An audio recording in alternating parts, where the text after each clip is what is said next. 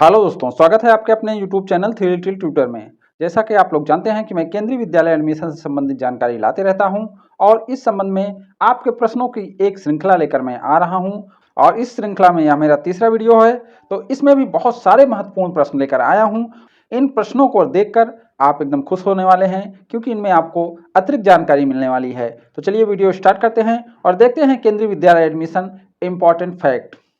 तो इस वीडियो में हम देखेंगे फॉर्मेट किस वेबसाइट पर मिलेगा। कुछ लोग अभी प्रश्न कर रहे हैं कि फॉर्मेट किस वेबसाइट पर मिलेगा, तो उसको भी मैं इसमें शामिल किया हूं। नेक्स्ट है आर्मी वालों को अतिरिक्त प्रायोरिटी मिलती है। तो बहुत सारे लोग पूछ रहे हैं कि आर्मी वाले को कुछ एक्स्ट्रा प्रायोरिटी मिलती है और उनके बच्चों का एडमिशन पहले होता है, तो इसका भी जवाब मैं इस वीडियो में दिया हूँ। ग्रैंड चिल्ड्रन कोटा मिलता है कि नहीं, तो ग्रैंड चिल्ड्रन का कोटा खत्म हो गया है, क्या मिलता है, अगर मिलता है तो किस केवी में मिलता है, कितना मिलता है, इसकी जानकारी भी हम इसमें देंगे। केंद्रीय विद्यालय संगठन का कोटा मिलता है। अगर आप केवीएस कर्मचारी हैं या केंद्रीय विद्यालय में टीचर हैं यानी केवीएस से जुड़े हुए हैं, तो आपको क्या कोटे का लाभ मिलेगा और इसमें क्या ग्रैंड चिल्ड्रन का कोटा है या नहीं है, क्या रिटायर्ड आदमी का कोटा है या नहीं है, उसको भी हम इसमें बताने वाले हैं। बाल वाटिका के फॉर्म कब से भरे जाएंगे, तो बाल वाटिका को लेकर भी बहुत सारे कमेंट आ रहे हैं, बहुत सारे प्रश्न आपके मन में हैं, तो बाल वाटिका को भी इसमें हमने शामिल किया है। नेक्स्ट है क्लास 1 में एडमिशन के लिए टीसी जरूरी है। बहुत सारे लोग पूछ रहे हैं कि अगर क्लास 1 में हम अपने बच्चे का फॉर्म डालेंगे तो क्या स्कूल वाले KG1 KG2 की टीसी मांगेंगे या अपर केजी लोअर केजी का टीसी मांगेंगे, तो इसको भी मैं इस वीडियो में शामिल किया हूँ। मैं ओबीसी SC ST हूँ, कौन सी कैटेगरी चुनूँ, तो इसको भी इस वीडियो में हम बताएंगे। बाल वाटिका के लिए कोई टेस्ट या इंटरव्यू होता है, तो इस प्रश्न का जवाब भी हम इसमें देने वाले हैं। इनकम सर्टिफिकेट किसको देना होगा, क्या इनकम सर्टिफिकेट वैलिड है या अगर देना होगा तो किसको देना होगा, अधिकतम कितनी कोटा या कैटेगरी चुने, तो ये प्रश्न हैं जिनके जवाब इस वीडियो में है। तो चलिए वीडियो स्टार्ट करते हैं और एक एक का डिटेल में जवाब देखते हैं। क्वेश्चन नंबर 1 है फॉर्मेट कहाँ मिलेगा।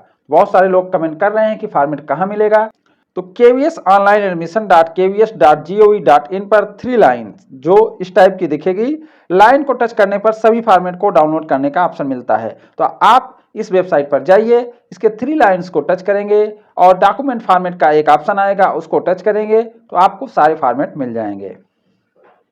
आर्मी वालों को अतिरिक्त प्रायोरिटी मिलती है, तो ये बहुत ही इंपॉर्टेंट प्रश्न है और बहुत सारे लोग ये प्रश्न कर रहे हैं और बहुत सारे लोग के मन में यह कंफ्यूजन भी रहता है कि क्या आर्मी वाले को अतिरिक्त प्रायोरिटी मिलती है। ऐसा नहीं है, सभी कैटेगरी 1 वालों को ऑनलाइन एडमिशन में बराबर प्राथमिकता मिलती है। एडमिशन प्रक्रिया पूर्ण होने के बाद अगर आर्मी वालों का ट्रांसफर होता है तो उनके बच्चे के एडमिशन के कुछ अतिरिक्त लाभ मिलते हैं। तो आपको क्लियर हो गया होगा कि जो ऑनलाइन एडमिशन होते हैं उसमें आर्मी वाले को रेलवे वाले के बराबर, डाक वाले के बराबर या इनकम टैक्स वाले माता पिता के बराबर ही प्रायोरिटी मिलती है, उनको कोई अतिरिक्त लाभ नहीं मिलता है। लेकिन अगर एडमिशन प्रक्रिया पूर्ण हो गई है, बीच में उनका कोई ट्रांसफर होता है, तो उसमें उनको अतिरिक्त प्रायोरिटी मिलती है और उनके बच्चों का एडमिशन डायरेक्ट होता है। उसके लिए मैं अलग वीडियो लेकर आऊंगा। ग्रैंड चिल्ड्रन कोटा समाप्त हो गया है। बहुत सारे लोग पूछते रहते हैं कि बच्चे के दादा दादी, नाना नानी आर्मी में थे या किसी गवर्नमेंट जॉब में थे, तो क्या बच्चे को उनकी सर्विस का कोई लाभ मिलेगा।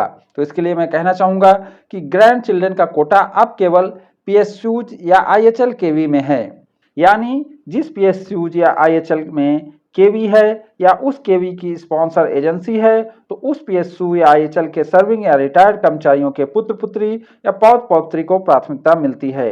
बाकी सभी केवी में ग्रैंड चिल्ड्रन का कोटा समाप्त कर दिया गया है। तो जनरल जो केवी हैं उनमें ग्रैंड चिल्ड्रन का कोटा समाप्त हो गया है, केवल PSU या IHL केवी में यह कोटा है अगर वे वहां के कर्मचारी रहे हैं तो। केंद्रीय विद्यालय संगठन का कोटा मिलता है। अब बहुत सारे लोग यह भी कमेंट कर रहे हैं कि केंद्रीय विद्यालय संगठन का कोटा क्या मिलता है कि नहीं मिलता या यह समाप्त हो गया है। केंद्रीय विद्यालय संगठन के कर्मचारी के कोटे में भी बदलाव किया गया है। वर्तमान में केवल सर्विंग KVS एम्प्लॉय के बच्चों को ही कोटा मिलता है।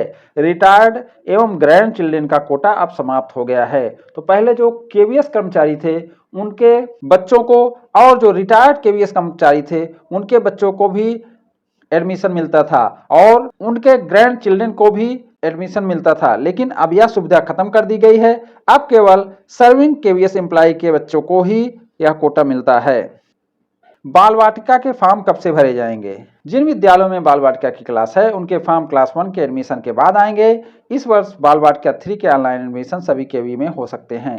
तो बाल वाटिका 3 टाइप की होती है, बाल वाटिका 1, बाल वाटिका 2 और बाल वाटिका 3। तो जैसे आप लोग भी जानते हैं, बाल वाटिका 3 के एडमिशन ऑनलाइन हुए थे और यह 450 केवी में पिछले साल हुए थे। तो इस साल भी 450 केवी में तो बाल वाटिका 3 के एडमिशन होंगे ही होंगे, लेकिन कुछ और केंद्रीय विद्यालयों में भी बाल वाटिका 3 शुरू हो सकती है। अब 50 ऐसे केंद्रीय विद्यालय जिनमें बाल वाटिका 1, बाल वाटिका 2 और बाल वाटिका 3 है, उन सब में क्लास 2 के साथ इनकी सीट फिल होगी। तो जब क्लास 2 का शेड्यूल आएगा तो उन 50 केवी के लिए बाल वाटिका 1, बाल वाटिका 2, बाल वाटिका 3 का शेड्यूल भी आ जाएगा। क्लास 1 में एडमिशन के लिए टीसी जरूरी है, तो यह कमेंट भी बहुत आ रहा है। तो इसके संबंध में मैं कहना चाहूंगा कि केवी क्लास 1 में एडमिशन के लिए केजी क्लास का टीसी जरूरी नहीं है। क्लास 1 का एडमिशन बच्चे के जन्म प्रमाण पत्र के आधार पर हो जाता है। तो क्लास 1 में कोई टीसी की जरूरत नहीं है। भले ही यह पूछा जाता है कि बच्चा पहले कहाँ पढ़ रहा था, उसको कितनी बेसिक जानकारी है, लेकिन आपसे टीसी नहीं मांगा जाएगा। केवल जन्म प्रमाण पत्र और बाकी डॉक्यूमेंट के आधार पर ही बच्चे का एडमिशन हो जाएगा। मैं ओबीसी एससी एसटी हूं, कौन सी कैटेगरी चुनूं? केवी में कास्ट कैटेगरी के अतिरिक्त सर्विस प्रायोरिटी कैटेगरी भी होती है, जिसे 1, 2, 3, 4, 5 या 6 से दर्शाते हैं। आप अपनी कास्ट कैटेगरी के साथ सर्विस प्रायोरिटी कैटेगरी भी चुनें। जैसे सर्विस कैटेगरी के साथ एससी एसटी ओबीसी एसजीसी पीडब्ल्यूडी या आरटी। तो जो आपकी सर्विस प्रायोरिटी कैटेगरी है उसे चुनें, अपनी कास्ट कैटेगरी चुनें। और अगर आप आरटी की एलिजिबिलिटी पूरा करते हैं तो उसे चुनें। अगर आपकी सिंगल गर्ल चाइल्ड है तो उसे भी चुनें। बाल वाटिका के लिए कोई टेस्ट या इंटरव्यू होता है? बाल वाटिका या क्लास 1 के लिए कोई टेस्ट या इंटरव्यू नहीं होता है। प्रिंसिपल बच्चों से कुछ सवाल पूछते हैं, मगर यह औपचारिक होता है, यह जानने के लिए कि आपका बच्चा पढ़ने में कैसा है। तो यहाँ कोई टेस्ट या इंटरव्यू नहीं होता, ना बच्चे का होता है ना माता पिता का होता है। केवल कुछ सवाल प्रिंसिपल पूछती हैं, क्योंकि प्रिंसिपल के पास बच्चे को ले जाना रहता है। तो वो एक जर्नल रहता है कि बच्चा कैसा है बोलने में, कैसा है पढ़ने में, या देखने के लिए कोई सवाल पूछते हैं और किसी किसी से नहीं भी पूछते हैं। इनकम सर्टिफिकेट किसको देना होगा? बहुत सारे लोग पूछते रहते हैं कि मैं ओबीसी हूं, क्या मुझे इनकम सर्टिफिकेट भी देना होगा? खास करके ओबीसी वाले कुछ लोग कंफ्यूज रहते हैं। तो मैं यहां बताना चाहूंगा कि केंद्रीय विद्यालय में इनकम सर्टिफिकेट वैलिड ही नहीं है। केवी में कमजोर आय वर्ग के लिए इनकम सर्टिफिकेट मान्य नहीं है। इसके लिए ईडब्ल्यूएस और बीपीएल ही मान्य है। एससी एसटी ओबीसी एनसीएल को इनकम सर्टिफिकेट देने की जरूरत नहीं है। जैसे आप एससी हैं, एसटी हैं, ओबीसी हैं और इसी के आधार पे आप आरटी कोटा क्लेम कर रहे हैं, तब भी आपको इनकम सर्टिफिकेट देने की जरूरत नहीं है।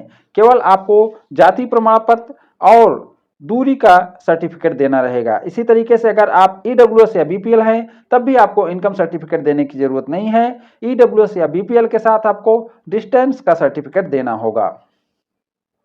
फॉर्म भरने के बाद क्या केवी में जमा करना होगा? यह भी महत्वपूर्ण प्रश्न है।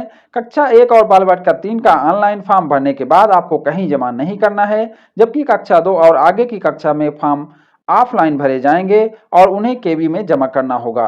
तो ऐसा आप समझ सकते हैं कि जो भी ऑनलाइन फॉर्म भरे जाएंगे उनको आपको कहीं जमा नहीं करना है, लेकिन अगर ऑफलाइन फॉर्म भरे जा रहे हैं तो उनको आपको केवी में जाकर जमा करना है। यहाँ एक चीज मैं जोर देना चाहता हूँ कि जो ऑनलाइन फॉर्म आप भरेंगे उस ऑनलाइन फॉर्म को एडमिशन के समय प्रिंट आउट के रूप में लेकर जाना है। ऐसा नहीं है कि एडमिशन के समय भी नहीं मांगा जाएगा। एडमिशन के समय आपको जो ऑनलाइन फॉर्म भरे थे उसका जो प्रिंट निकाले हैं वो प्रिंट कॉपी मांगा जाएगा। तो अगर आपके बच्चे का एडमिशन होता है, उसका नाम लॉटरी में आता है, तो आप प्रिंट आउट लेकर जरूर जाइएगा।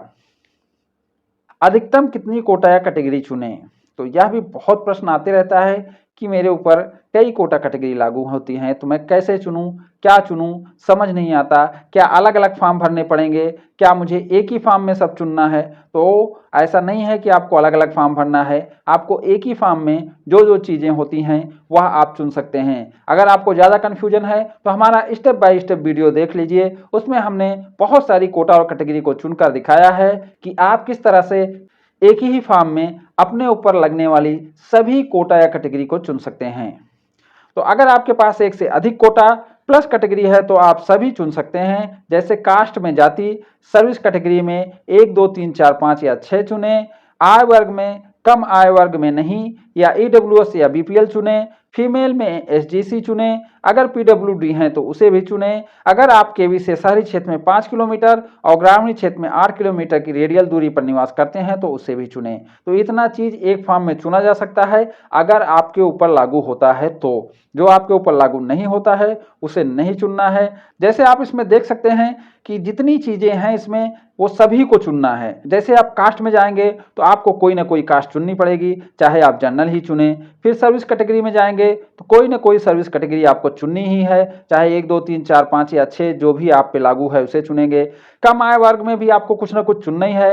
अगर आप ईडब्ल्यूएस बीपीएल नहीं है तो आप चुनेंगे कम आय वर्ग में नहीं, ये वाला ऑप्शन चुनेंगे। और फीमेल में जाएंगे तो या तो आपको फीमेल या मेल चुनना होगा या तो अदर जेंडर चुनना होगा, इसमें भी कोई ना कोई चुनाव आपको करना ही है। अगर पीडब्ल्यूडी में जाएंगे तब भी आपको चुनना होगा कि पीडब्ल्यूडी है या नहीं है, तो उसमें भी आपको एक चुनाव करना ही होगा। बस केवल ये जो दूरी का क्राइटेरिया है, अगर आप ईडब्ल्यूएस बीपीएल या रिजर्व कैटेगरी में नहीं आते हैं तो यह ऑप्शन आपको दिखाई नहीं देगा। बाकी ऑप्शन आपको दिखाई देंगे, भले ही आप उसमें नो नो करते जाएं या यस करते जाएं। तो इतनी महत्वपूर्ण जानकारी आपको देनी थी। अब इनमें से बहुत सारी बात हुई है, बहुत सारे ऐसे प्रश्न भी मैंने इसमें हल किए हैं जो इसमें लिखे हुए नहीं थे, लेकिन चर्चा के दौरान मैंने उनका हल बताया है। तो उम्मीद करता हूं कि ये वीडियो आपको अच्छा लगा होगा। अगर ये वीडियो आपको अच्छा लगा हो तो इसे लाइक एंड शेयर करें और हमारे चैनल को सब्सक्राइब भी करें। Thank you for watching.